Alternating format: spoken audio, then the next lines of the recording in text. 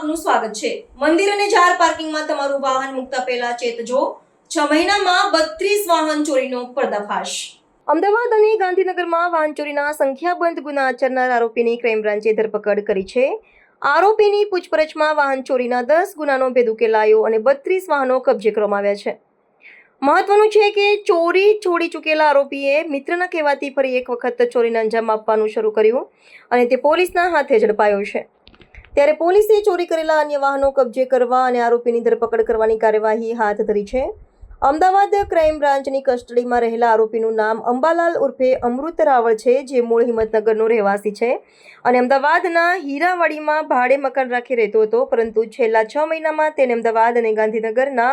અલગ અલગ વિસ્તારોમાં 32 જેટલા વાહનોની ચોરી કરી તરખાટ મચાવ્યો હતો। આરોપી સવારે 8 થી 10ના સમયમાં મંદિર અને જાહેર પાર્કિંગમાં મુકાયેલા વાહનોને ટાર્ગેટ કરતો હતો અને તેની પાસે રહેલી માસ્ટર કી વડે વાહનોની ચોરી કરી ફરાર થઈ જતો હતો। ક્રાઇમ બ્રાન્ચે વાહન ચોરનાર આરોપીની ધરપકડ કરી ઉચ્ચ પરત કરતા સામે આવ્યું કે તે દર મહિને 5 થી 6 વાહનોની ચોરી કરતો હતો અને કોઈ પણ પ્રકારની રેકી કર્યા વિના પાર્કિંગ અથવા તો મંદિરમાં રહેલા વાહનો મળતા તેને ચોરી કરી દહેગામ તરફ લઈ જઈ આરોપીને આપી દેતો હતો। જોકે આરોપી ફરી પાછો ચોરીના રવાડે માત્ર મિત્રના કહેવાથી ચડ્યો હતો કે પછી તેની પાછળ અન્ય કોઈ કારણ જવાબદાર હતું તે અંગે ક્રાઇમ બ્રાન્ચે વધુ તપાસ શરૂ કરી છે। પૂછપરછ કરતા સામે આવ્યું કે અગાઉ તે વાહન ચોરીના ગુનામાં 2023માં ઝડપાયો હતો, જે બાદ જેલમાંથી બહાર આવી તેને ખેતી કરવાની શરૂઆત કરી અને ચોરી કરવાનું બંધ કરી દીધું હતું, પરંતુ તેનો મિત્ર અને ફરાર આરોપી રાકેશ શાહના કહેવાથી તેને ચોરી કરવાની શરૂઆત કરી, કારણ કે રાકેશ ચોરીના વાહનો ગ્રામ્ય વિસ્તારોમાં ડોક્યુમેન્ટ વિના સસ્તા ભાવે વેચી દેતો હતો અને સાથે જ ચોરીના વાહન પણ તે જ છુપાવી પણ રાખતો હતો, જેથી તેને આરોપીને અંજામ આપવાની શરૂઆત કરી। સાથે જ પોલીસે તપાસ દરમિયાન 10 જેટલા વાહનો ખરીદનાર માલિકો પાસેથી કબજે કર્યા છે, જેથી ક્રાઇમ બ્રાન્ચ છે તેના ફરાર આરોપી રાકેશ શાહની શોધખોળ શરૂ કરી છે।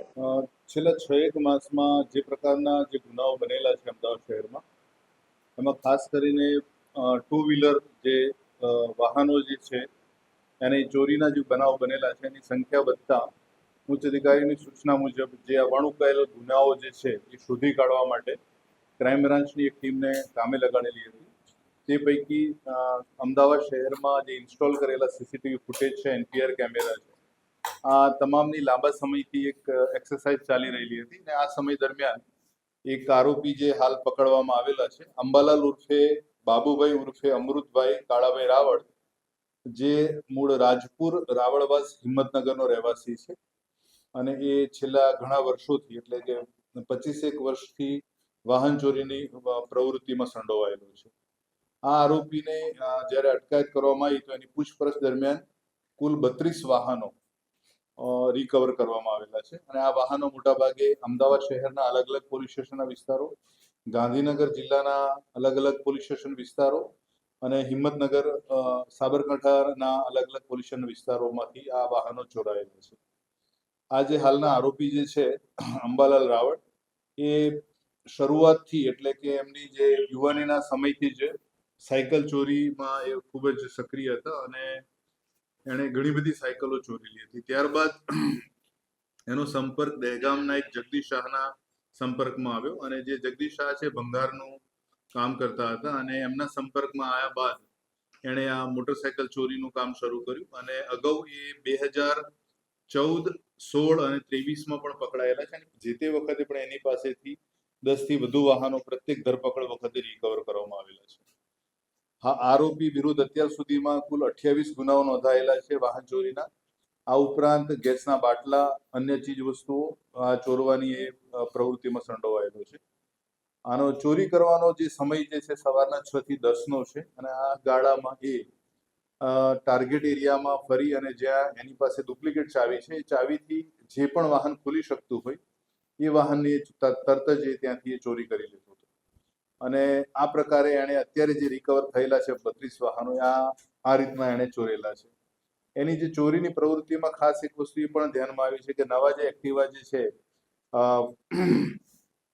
5G અને 6G,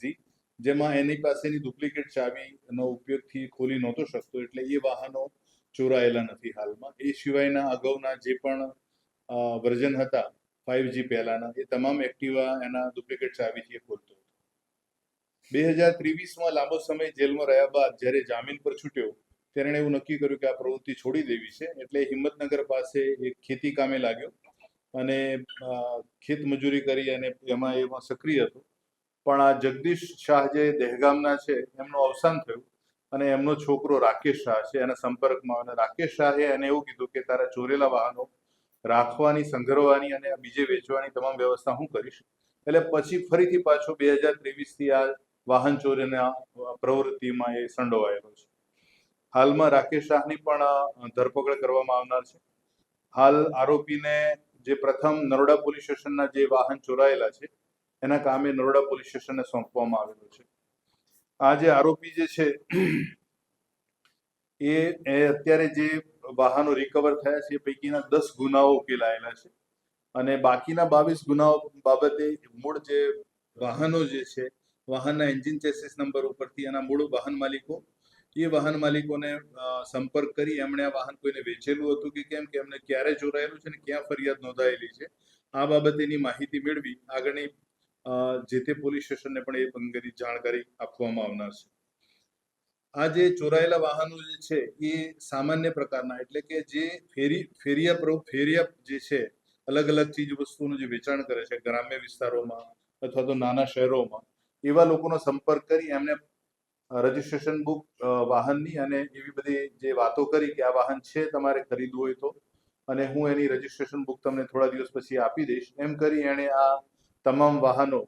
વેચેલા છે અને એ પ્રકારે જે તે વ્યક્તિએ ખરીદેલા વાહનો પાસેથી આ વાહનો રિકવર કરવામાં આવેલા છે.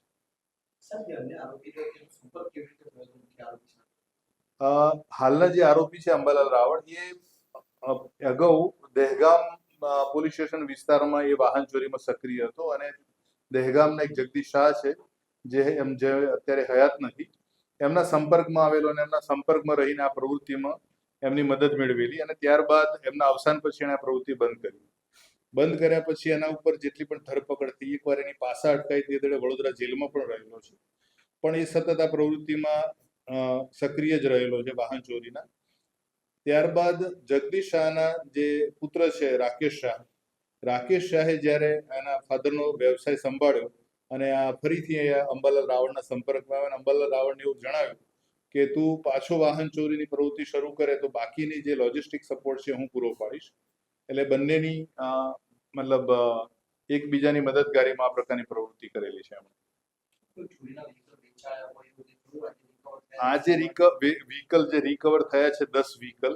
એ એના ગુના નોંધાયેલા છે અને એ વ્હીકલ પણ રિકવર થયા છે એ એવા જ લોકો પાસેથી રિકવર થયા છે કે જે લોકો પાસે 2 વ્હીલર નહોતા, એમને જરૂર હતી, એમની આર્થિક પરિસ્થિતિ પણ એટલી સારી નહોતી કે નવું વાહન ખરીદી શકે. આવા ટાર્ગેટેડ લોકોને એણે આ વાહન વેચેલા ને એવું ખાતરી આપેલી કે એ આ વાહનની રજીસ્ટ્રેશન બુક અને બાકીના જે જરૂરી ડોક્યુમેન્ટ્સ છે એમને પૂરા પાડશે. ખાસ કરીને ગ્રામ્ય વિસ્તારોમાં જે ફેરિયા ફરતા હોય છે નાની મોટી જીવન જરૂરિયાતની ચીજ વસ્તુઓ વેચવા માટે, એ લોકોને 10 થી 12,000 થી લઈને ઘણી વખત કન્ડિશન સારી હોય તો 15,000 સુધીની કિંમતમાં એના વાહનો વેચેલા છે. तो व्हाट्सएप, ट्विटर, फेसबुक, इंस्टा जहाँ भी आपका अकाउंट है, इसे शेयर बटन के द्वारा वहाँ पर शेयर करें